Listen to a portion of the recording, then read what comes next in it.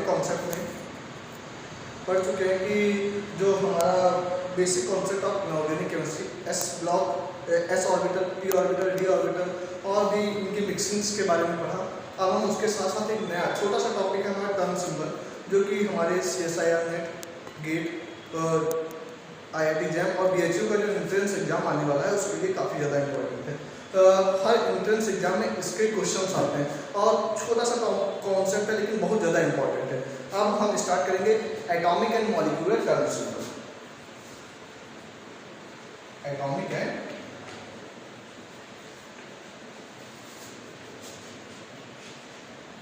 Molecular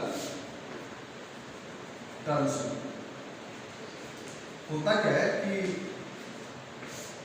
ये जो atomic and molecular turn symbol है ये होता क्या है, इससे हम जरूरत क्यों पड़ी। तो जैसा कि हम जो इलेक्ट्रॉनिक कॉन्फ़िगरेशन पढ़ते हैं, तो जो इलेक्ट्रॉनिक कॉन्फ़िगरेशन होता है वो हमें किसी भी इलेक्ट्रॉन के बारे में पूरी जानकारी नहीं देता। तो उस जानकारी को लेने के लिए जो हमारी केमिस्ट्री को एडवांस में जब बढ़ाया गया तो मॉलिक्यूलर और एटॉमिक टर्न सिंबल की खोज हुई या इसका जनरेशन हुआ। तो इसको हम स्टार्ट करने से पहले देख लेते हैं कि अगर हमारा एक इलेक्ट्रॉन है, मान लिया हमारे पास p ऑर्बिटल है, उसमें हमारा p1 कॉन्फ़िगरेशन है, तो एक इलेक्ट्रॉन कैसे अरेंज हो सकता है। तो मान लिया ऐसे आ सकता है या फिर दूसरे ऑर्बिटल में जा सकता है या तीसरे ऑर्बिटल में जा सकता है। इसकी स्पिन अगर रिवर्स हुई तो ऐसे भी अरेंज हो सकता है,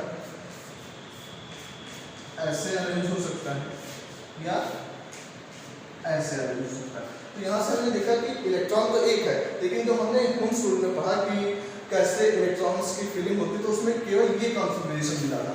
लेकिन यहाँ पे अगर हम ms की अलग अलग वैल्यू पे देखें तो यहाँ पे हमें 6 कॉन्फ़िगरेशन मिल गए। तो इसी को हम अपने टर्न सिंबल में पढ़ेंगे। तो इस टर्न सिंबल को स्टार्ट करते हुए हम सबसे पहला जो हमारा टॉपिक है उसे स्टार्ट करते हैं। हमारा जो पहला टॉपिक है टर्न सिंबल में वो है माइक्रोस्टेट। तो जानते हैं कि माइक्रोस्टेट क्या होता है और उसे हम कैसे कैलकुलेट करते हैं। ठीक, तो सबसे पहले स्टार्ट करते हैं माइक्रोस्टेट। माइक्रोस्टेट क्या होता है, ये अरेंजमेंट को बताता है। क्या बताता है? अरेंजमेंट। अब किसके अरेंजमेंट को? जो हम इलेक्ट्रॉन्स पढ़ते हैं, इलेक्ट्रॉन्स को ऑर्बिटल में, इलेक्ट्रॉन्स का अरेंजमेंट इन ऑर्बिटल्स, इसमें ऑर्बिटल्स में इलेक्ट्रॉन के अरेंजमेंट को बताता है इन ऑर्बिटल्स। ठीक, अब ये जो माइक्रोस्टेट्स होती हैं ये काफ़ी इंपॉर्टेंट होती हैं और इनको कैलकुलेट करने के लिए भी हम इसको अगर हम जैसे सभी को एक साथ रखें तो थोड़ा टफ पड़ जाता है, क्योंकि हमारे पास क्या होते हैं, इक्विवेलेंट इलेक्ट्रॉन होते हैं, नॉन इक्विवेलेंट इलेक्ट्रॉन होते हैं, फिर टर्न आता है, टर्न सिंबल आता है और मोलिक्यूलर सिंबल आता है। तो अगर सबको एक साथ पढ़ेंगे तो काफ़ी टफ हो जाएगा। तो उसी को अलग अलग हम डिवाइड करके माइक्रोस्टेट्स के बारे में पढ़ेंगे। तो हम देखते हैं कि हम माइक्रोस्टेट्स को कितने पार्ट में डिवाइड कर सकते हैं। तो जनरली माइक्रोस्टेट्स को हम 5 पार्ट में डिवाइड करते हैं। पहला होता है कि वो इलेक्ट्रॉन्स का अरेंजमेंट जो नॉन इक्विवेलेंट है, नॉन इक्विवेलेंट। दूसरा इक्विवेलेंट इलेक्ट्रॉन्स। उसके बाद टर्न, अगर टर्न हमारा दिया हो तो हम माइक्रोस्टेट कैसे कैलकुलेट करेंगे, टर्न सिंबल दिया हो तब माइक्रोस्टेट कैसे कैलकुलेट करेंगे। और अगर वहीं पे हमारी जो मोलिक्यूलर सिंबल्स होते हैं वो दिए हों तो माइक्रोस्टेट कैसे कैलकुलेट करेंगे। हम 1 बाय 1 सब हर एक का कॉन्फ़िगरेशन लिखेंगे और उसकी माइक्रोस्टेट कैलकुलेट करेंगे। तो पहले हम स्टार्ट करते हैं अपने इक्विवेलेंट इलेक्ट्रॉन कॉन्फ़िगरेशन से। इक्विवेलेंट इलेक्ट्रॉन, हम पहले समझते हैं इक्विवेलेंट इलेक्ट्रॉनिक कॉन्फ़िगरेशन होता क्या है। तो इक्विवेलेंट का मतलब जब इलेक्ट्रॉन्स इक्विवेलेंट हो, इक्विवेलेंट इलेक्ट्रॉन्स की माइक्रोस्टेट। अब इक्विवेलेंट का मतलब होता है कि वो इलेक्ट्रॉन्स, जितने भी इलेक्ट्रॉन्स हो उनके लिए n की वैल्यू सेम। ठीक, n की वैल्यू सेम, n मतलब principal quantum number, principal quantum number की वैल्यू सेम हो। एग्जांपल अगर हम जैसे जनरली मान लें एग्जांपल P6, ठीक, 2p6 मान लें। ठीक, तो इसके लिए n की वैल्यू 6 इलेक्ट्रॉन्स है, टोटल 6 इलेक्ट्रॉन्स के लिए n की वैल्यू 2 होगी। मतलब सारे इलेक्ट्रॉन्स क्या है, इक्विवेलेंट है अब हमसे पूछा जाए इसकी माइक्रोस्टेट्स कितनी बनेगी, तो माइक्रोस्टेट्स का जो फॉर्मूला होता है जनरली होता है NCR। जैसे अगर हम देखें NCR का मतलब क्या है, तो जैसे NCR, ठीक, N मतलब टोटल कितने इलेक्ट्रॉन्स फिल किए जा सकते हैं, टोटल नंबर ऑफ इलेक्ट्रॉन्स जो कि इस पर्टिकुलर ऑर्बिटल में फिल किए जा सकते हैं, total number of electrons which filled in given orbital.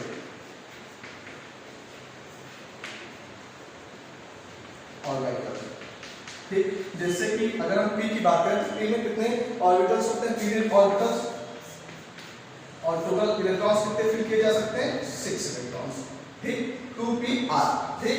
अब जनरली हमें 2pr के लिए निकालना है इलेक्ट्रॉनिक कॉन्फ़िगरेशन, तो सॉरी, अगर यहाँ पे हमने फुलफिल कॉन्फ़िगरेशन ले लिया, अगर हम यहीं पे 2p2 ले लेते हैं, मान लिया 2p2 ले लिया, इसके लिए हमें माइक्रोस्टेट कैलकुलेट करते हैं, तो ये कितने होंगे, टोटल इलेक्ट्रॉन्स कितने होंगे 6, r का मतलब जितने इलेक्ट्रॉन्स के लिए हम निकाल लें, ठीक, तो 6cr। अब अगर हम इसी को कैलकुलेट कर लें तो फैक्टोरियल 6 अपॉन फैक्टोरियल 2 और 6c2 और फैक्टोरियल 6 माइनस 2, फार्मूला समझ में है, factorial n upon factorial r n minus r, ठीक। ये होता है इक्विवेलेंट इलेक्ट्रॉन के लिए कैसे माइक्रोस्टेट कैलकुलेट करते हैं, नोट कर लीजिए। इसके बाद हम स्टार्ट करते हैं अपना जो नॉन इक्विवेलेंट इलेक्ट्रॉन्स होते हैं। नॉन इक्विवेलेंट का मतलब कि अभी हम बताएंगे कि नॉन इक्विवेलेंट का मतलब क्या होता है, नोट हो गया होगा। अब स्टार्ट करते हैं अपना नॉन इक्विवेलेंट, तो नॉन इक्विवेलेंट, नॉन इक्विवेलेंट का मतलब होता है या तो n की वैल्यू सेम ना हो या फिर l की वैल्यू सेम ना हो। जैसे n1 is not equal to n, या तो ये कंडीशन, या l1 is not equal to l2। कहने का मतलब क्या है, जैसे अगर हमने कॉन्फ़िगरेशन ले लिया S1 2s1 3p1, ठीक, या 2s1 2p1, जैसे ये कॉन्फ़िगरेशन ले लिया जनरली, ठीक, कोई भी कॉन्फ़िगरेशन हमने कंसीडर कर लिया, या फिर इसी को जनरली लिखा S1p1, ठीक। तो इसमें l यहाँ पे कितना है, l इज इक्वल टू 0, यहाँ पे l कितना है 1, l1 is not equal to l2। इसका मतलब ये क्या हो गया तुम्हारा कि नॉन इक्विवेलेंट इलेक्ट्रॉन्स हैं इनमें। इसके लिए क्या करते हैं, तो सबसे पहले हम इसके लिए कैलकुलेट करेंगे, फिर इसके लिए माइक्रोस्टेट कैलकुलेट करेंगे, और फिर दोनों माइक्रोस्टेट्स का मल्टीप्लिकेशन कर देंगे। कैसे, जस्ट समझते हैं कि S1 के लिए माइक्रोस्टेट कितनी हो जाएंगी, तो S में कितने इलेक्ट्रॉन्स आ सकते हैं, मैक्सिमम 2c1, ठीक, P के लिए मल्टीप्लाइड बाई 6c1, और उन दोनों का प्रोडक्ट निकालने की जो भी वैल्यू आएगी वो नॉन इक्विवेलेंट इलेक्ट्रॉन्स की कॉन्फ़िगरेशन ऐसे निकाल सकते हैं। समझ में आया। अब इसके बाद हम स्टार्ट करते हैं अपने टर्म। अगर टर्म दिया हो कोई तो उसकी माइक्रोस्टेट्स कैसे निकालते हैं, ठीक, नोट हो गया होगा, समझ में भी आ रहा होगा अभी तक। तो टर्म के लिए, टर्म पहले देखते हैं कि टर्म का क्या मतलब होता है। जैसे कि 2s + 1l, अगर ऐसी कोई वैल्यू दी हो तो उसे टर्म बोलते हैं। ये होती है स्पिन मल्टीप्लिसिटी, क्या, स्पिन मल्टीप्लिसिटी। अभी जब हम टर्म सिंबल की बात करेंगे तो बताएंगे कि स्पिन मल्टीप्लिसिटी क्या होता है, एल क्या होता है, सब कुछ बताएंगे। तो ये होती है स्पिन मल्टीप्लिसिटी, इसको बोलते हैं एंगुलर मोमेंटम, ठीक। तो ये क्या हो गया, स्पिन मल्टीप्लिसिटी, और एल की वैल्यूज क्या होती हैं। तो अगर एल इज इक्वल टू 0 है तो एस होगा, 1 है तो पी होगा, 2 है तो डी होगा, 3 है तो एफ होगा। ऐसे ही आगे बढ़ते जाते हैं। तो हम इसका एक एग्जांपल कंसीडर करते हैं और निकाल कर देखते हैं कि इसके लिए टर्म सिंबल क्या है। तो एग्जांपल में हम कंसीडर कर रहे हैं CSIR जून 2016 में आया क्वेश्चन है कि 3F के लिए टर्म सिंबल कंसीडर करो, माइक्रोस्टेट बताइए। तो माइक्रोस्टेट का यहाँ पे फॉर्मूला होता है 2s1, जनरली हम W से रिप्रेजेंट कर लेंगे माइक्रोस्टेट को, तो 2s + 1 × 2l + 1, ठीक, समझ में। तो अगर 3f दिया है तो 2s + 1 तो 3 हो गया। f के लिए अभी हमने लिखा कि s के लिए 0, p के लिए 1, D के लिए 2, F के लिए 3। तो यहाँ से 3 हो जाएगा, 3 मल्टीप्लाइड बाई 2 प्लस 1 मतलब 21। ठीक, समझ में आया कि टर्म अगर दिया हो तो माइक्रोस्टेट कैसे कैलकुलेट करते हैं। उसके बाद हम स्टार्ट करते हैं कि अगर हमारा टर्म सिंबल दिया हो, क्या टर्म सिंबल अगर दिया हो तो माइक्रोस्टेट कैसे कैलकुलेट करेंगे। तो टर्म और टर्म सिंबल में क्या अंतर होता है कि जो टर्म का जनरेशन होता है वो होता है स्पिन ऑर्बिट की कपलिंग की वजह से, और अगर वहीं ऑर्बिट ऑर्बिट कपलिंग हो जाती है तो वहां पे टर्म सिंबल का जनरेशन होता है।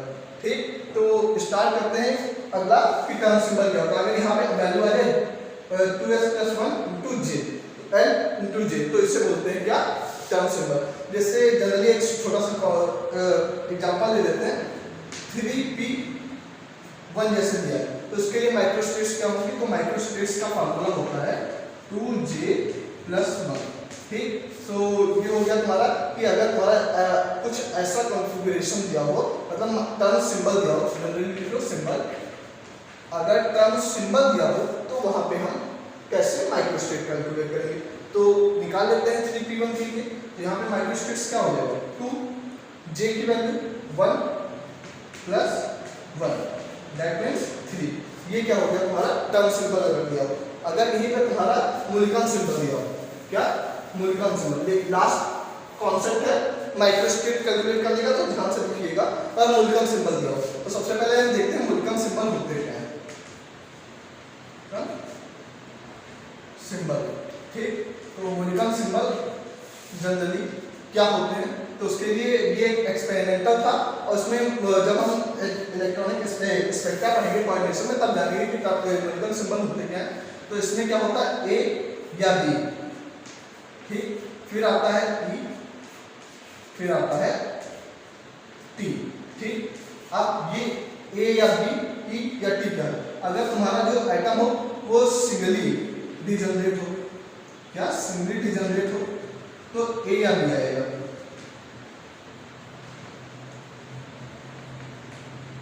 ठीक, अगर वही डबली डिजनरेट होता है, डिजनरेट, तो उसके लिए ई आता है, और अगर ये ट्रिपली डिजनरेट होता है तो उसके लिए क्या आता है टी। अब जैसे एग्जांपल इसका होता क्या है, कैसे निकालेंगे, जैसे एग्जांपल तुम्हारा 3p दिया है, ठीक, तो इसमें करते क्या है, जो यहाँ पे दिया हो वो 3 w = 3 मल्टीप्लाई t, अगर सिंगलेट होगा तो a का यूज करेंगे मल्टीप्लाई में, डबलेट होगा तो t 2 का मल्टीप्लाई में यूज करेंगे। यहाँ पे t आया है तो t के लिए वैल्यू क्या हो जाएगी 3, तो मल्टीप्लाइड बाई 3 और इसको क्या लिख लेंगे 9। इसके लिए क्या होती है वैल्यू 1, मल्टीप्लिकेशन में हम मान लेते हैं x से मल्टीप्लाई कर रहे हैं x, तो ठीक x की वैल्यू क्या हो जाएगी, यहाँ पे लिख लेते हैं a या b e t और वैल्यू ऑफ x 1 2 और ये तुम्हारी हो जाएगी 3। तो यहाँ पे मल्टीप्लाई किया 3 और माइक्रोस्टेट कितनी आ गई 9। आज के लिए बस इतना है।